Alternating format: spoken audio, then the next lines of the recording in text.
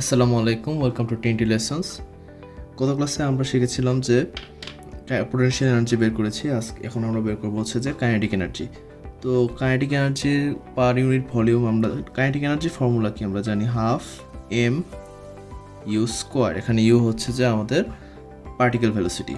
তো per unit volume যদি বের করতে চাই তাহলে এটাকে আমরা ভি দিয়ে ভাগ দেব। তার মানে হচ্ছে যে half M by V U square. এখন এম বাই ভি সমান সমান আমরা কি জানি, রো। দ্যাট মিনস হচ্ছে হাফ রো ইউ স্কোয়ার। এখন ইউ হচ্ছে যে আমাদের পার্টিকেল ভেলোসিটি। ইউ এর ফর্মুলা আমরা আগের ক্লাসে বের করেছিলাম, সেটা হচ্ছে যে U equals to 2 pi AV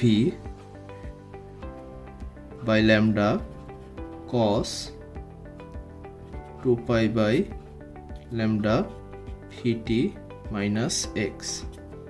so আমরা এই ইউ এর ভ্যালুটা যদি এই জায়গায় বসায় দিই তাহলে আমরা যেটা পাই সেটা হচ্ছে যে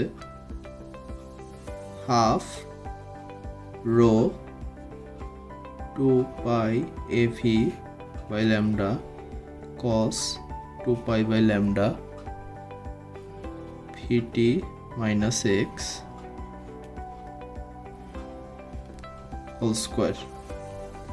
Therefore half rho into 4 pi square a square v square by lambda square cos square 2 pi by lambda into vt minus x.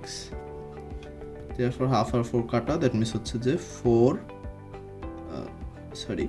2 rho pi square a square v square by lambda square cos square 2 pi by lambda vt minus x.